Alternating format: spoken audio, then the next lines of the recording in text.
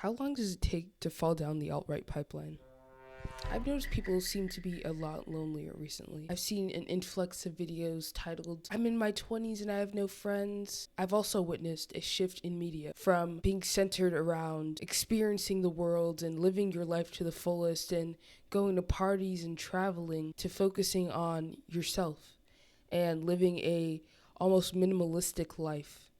And I found that the best example to fully illustrate this shift has been Emma Chamberlain. In Emma's videos, you can see from 2018, 2019, she focused a lot on being very extroverted and hanging out with her friends, going places.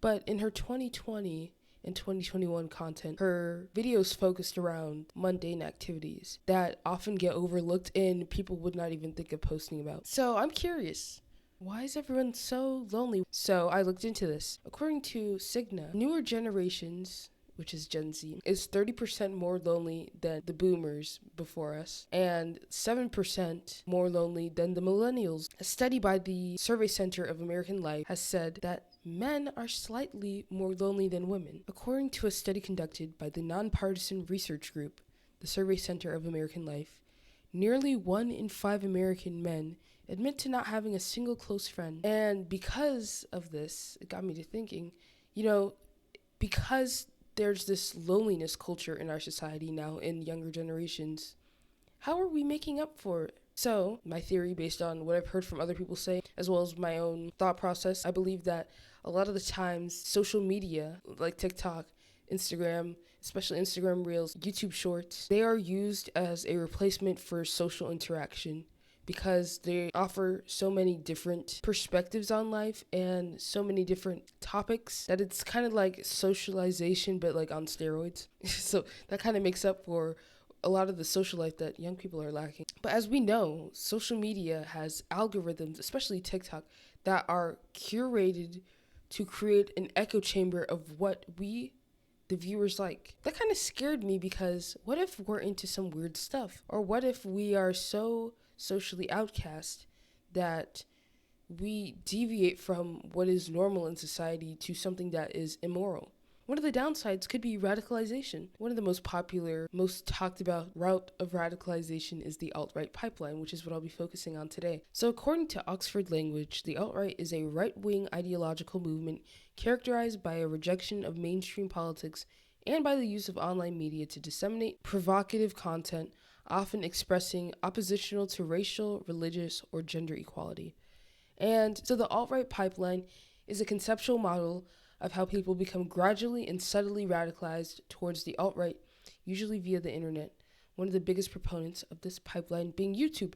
And that last part is my own observation. This is purely anecdotal, but if you ask anyone who has admittedly been inducted into the alt-right pipeline, oftentimes they credit YouTube, that algorithm, going from one video of, oh, let's see what the polls are looking like right now, and then, oh, this Republican political person said this, and owned that Democrat, and then, oh, Ben Shapiro owns the liberals, and then it goes further and further and further. And then that's pretty tame, but it goes further into more edgy content that I cannot personally speak upon because I have not been inducted to the alt-right pipeline yet. So today, that's exactly what I'm going to be trying to do. I'm going to try to get inducted into the alt-right pipeline. This is a serious matter. It's not funny. But that is exactly what my experiment is. I'm going to use the pyramid model that I drafted. My hypothesis is that that will be the way that I will enter sort of the online alt-right. I will start at gym content and then I will make my way up each tier until I get to the alt-right. And I'm going to see how long this happens. Hopefully, I do not need to tap out for my mental health's sake, but I have faith in myself. And let's see how the process went. I'm just gonna make a new account for Gmail, which I'll be using for TikTok and YouTube, which are the two main platforms that I'll be doing this experiment on. If I have to, on TikTok, it could be hard to kind of get the algorithm going, so if I have to, I'm gonna start on that bottom level of my pyramid, which is gym content. So I'll start by searching up gym content and liking a few gym videos to kind of get the ball rolling. I will assume it will follow that pyramid. And for YouTube, I'm just gonna scroll through shorts and see if anything comes up. I'm just gonna lay here and scroll for a little bit. Don't mind me. Don't mind me. Do not mind me.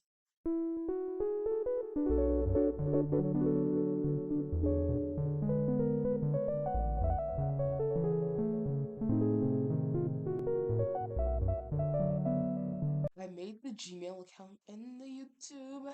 Also, I put my gender as male for the Gmail because men are the loneliest group in America. And I want that lonely content to kind of like target me, much like it targets so many young men in this country.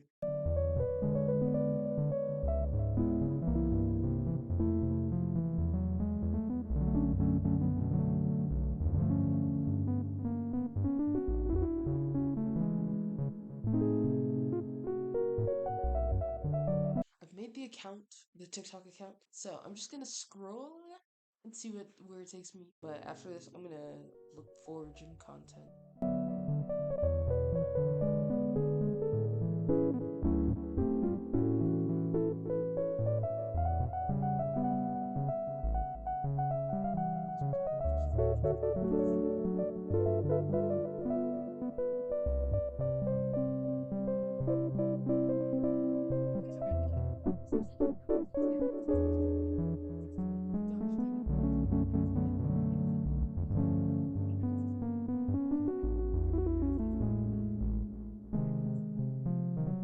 So in this experiment, I am taking on the mindset of a young man who is lonely and is looking for that social validation and kind of like a coping mechanism.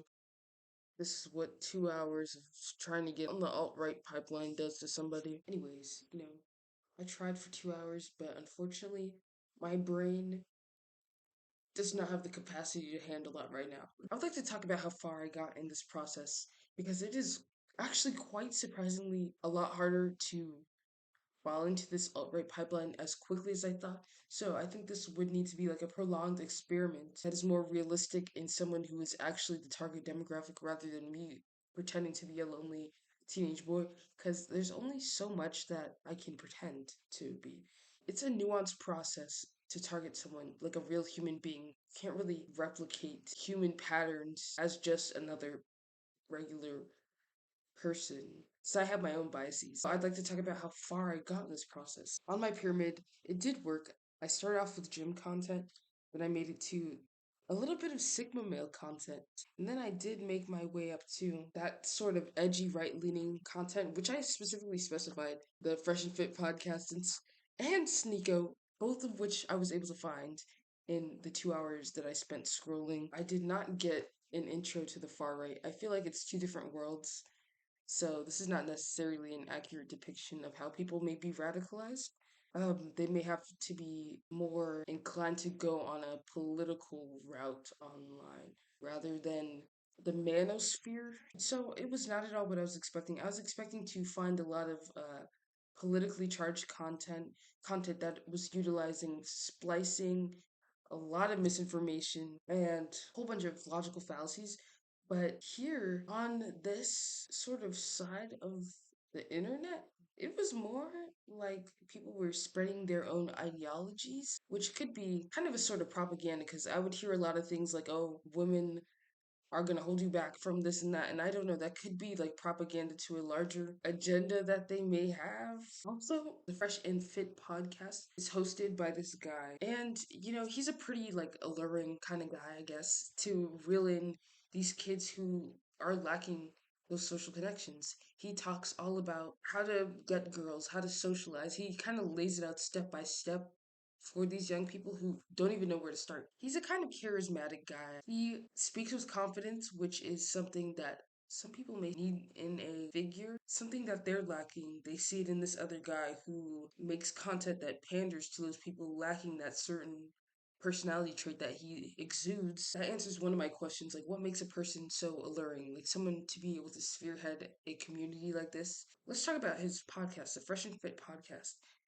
I This is one of the TikToks I saw. Because if I want to actually a 16-year-old and I'm 30, there's just a very different developing happening. Look, man, ladies, this is really painful to listen to. Like, we got to exercise a little bit of critical thinking here. You guys are all showing me that some of you guys are really dumb. It's very simple. Stupid. He's saying that human biology, men are hardwired to go after younger women. He said that the prime birthing age is 16, so therefore anything closer to 16 is going to yield more attractive results for men. This is actually one of the TikToks I saw while scrolling, and it's one of the ones I would like to analyze it. So again, it fits into that third category on my pyramid, the edgy, right-leaning content. He goes crazy on the ad hominems. He just blatantly calls people stupid.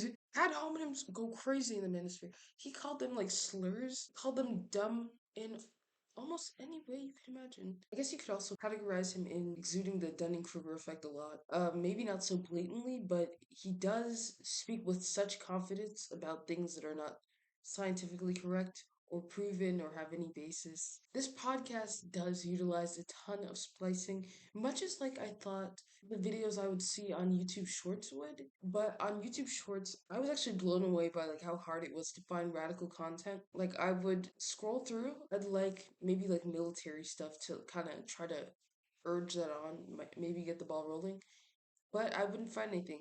And I finally found one post that had Sigma male as a suggested term. Then I clicked on it to like kind of, you know, speed up the algorithm. And then after that, the craziest thing I saw, the most radical thing I saw, would maybe fall into this second category, the Sigma male category, because it was a Patrick Bateman edit from the American Psycho movie, which is a kind of Sigma male icon. And so I skipped the fitness gym content step and went straight to the Sigma male. That's about as far as I could get on YouTube. The Fresh and Fit podcast definitely utilizes a ton of splicing from the clips they post on TikTok to make it seem as though the guys are kind of making a point because they invite a bunch of girls who are, I don't know, they're like, a lot of the times they're like Instagram models, like OnlyFans models, or, you know, just random women. And they just kind of like argue with them for like a couple hours. And the clips they post on TikTok are edited. They edit it in a way that makes their guests sound stupid or makes them look better. So that also relates to a lot of what we learned about in this course.